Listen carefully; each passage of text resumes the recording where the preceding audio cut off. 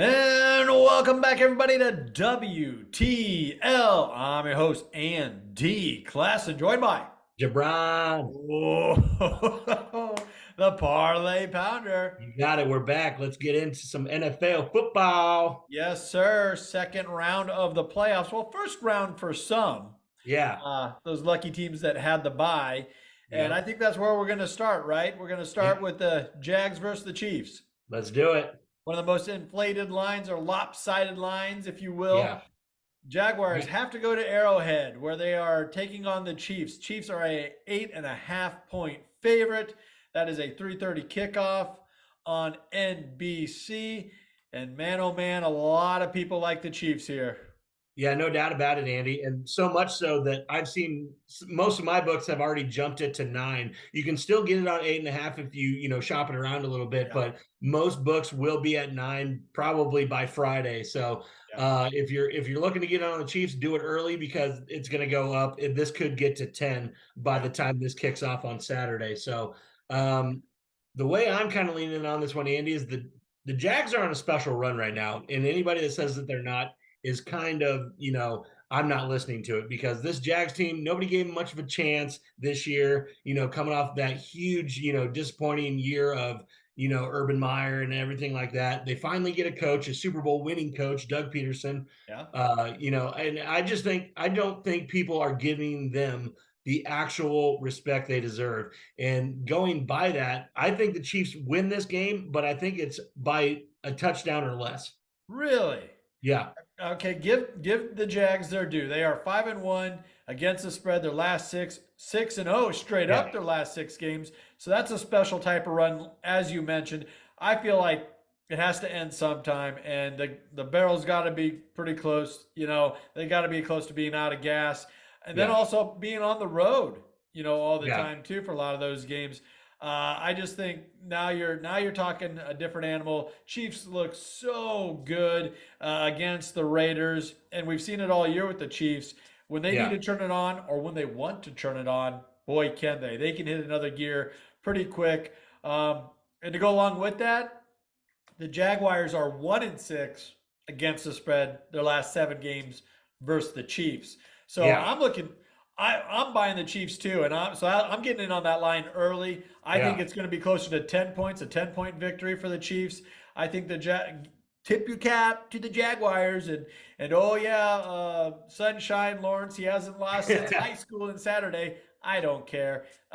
He didn't play Patrick Mahomes in high school. Yeah. No, he And did. Yeah.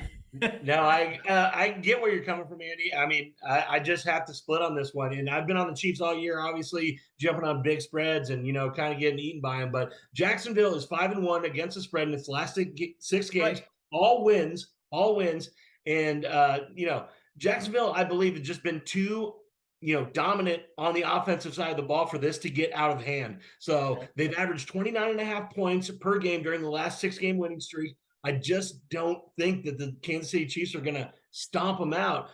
Kansas City struggles with the spread at home this season. Part of the play, and it's Okay. the team is too dominant to catch these lofty spreads. Like winning by 7 in the NFL should be a really good thing, and the Chiefs do that a lot, but their spreads are usually like this, 8.5 to 9 points. So Yep. give me the Jags. I just think that they cover the spread. Chiefs win in the game. No, that's a really good argument. That's a good thought to have. But you might be falling in love with some of your player props that have been hitting with for you last couple of weeks. Could be. ETN Could going be. over all those guys. Evan Ingram, yeah, all that stuff. So So no, I all got right, you. so we're kind of split. We're kind of not here. I think we have the same train of thought. What about Yeah, that over under? yeah, Set the I total right think at 52. yeah, no, I think that's a pretty good bet. Like the spread, Andy, I think it's going to keep going up and up. Some books already have this at 52.5. By Friday, I bet this is probably 53.5. Oh yeah. So if you like the over, get on it now, or if you like the under, keep letting that rise and get it right before kickoff because it's going to be an inflated line. Do I like it? Yes, I do, just because I think it's going to be a little bit of a Rocky Apollo Creed kind of game, punch for punch, with these high powered offenses. So I really like the over.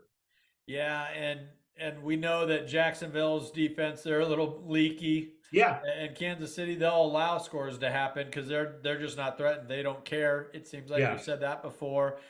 So I could easily see that over going, and I really like it at that Well, 52. and I see a couple paths to it, Andy. Like you said, if the Chiefs stomp these guys out, they're probably scoring, 35 to 40 points themselves. Right. So I really like this game and the fact that even if the Chiefs blow them out, this could get to 52 and a half. And if it's a back and forth ball game, like I think it definitely going to get to 52 and a half. So you see a couple paths to victory with that over.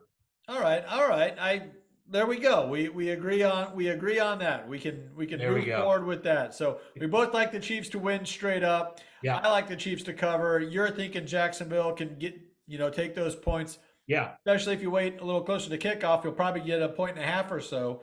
Yep. If you can wait till Saturday. Now, if you wait till Saturday, I bet that spreads at 10 points towards the Chiefs. So if you're on the Jags, wait till then. If you're on the Chiefs, get it now. Get it in now. All right, let's talk about the boys in blue. The Road Warriors are at it again. The New York Yeah. Giants heading on over to the Philadelphia Eagles. Eagles too are coming off of a bye, and they Yeah. too are a big time favorite over a touchdown. Minus 7.5. 7.5 is what I'm looking at. That's the night game. 7:15 kickoff on Fox. Jabron. How Yeah. you leaning? I'm leaning towards the Giants right now. Just with that inflated spread at over a touchdown, Andy. This is a divisional game. The Giants are 5-0 against the spread in their last 5 games, but more importantly, the Giants are 4-0 against the spread in their last 4 games against NFC opponents, including the Philadelphia Eagles. Yeah. I think I like the Eagles to probably scrounge out a victory late by a field goal from Jake Elliott. So I'm going probably 22 to 20 Eagles. Okay, so you have them covering them by quite a ways here. Yeah. And the way that Daniel Jones played, I mean, he had like over 70 yards rushing, Yeah.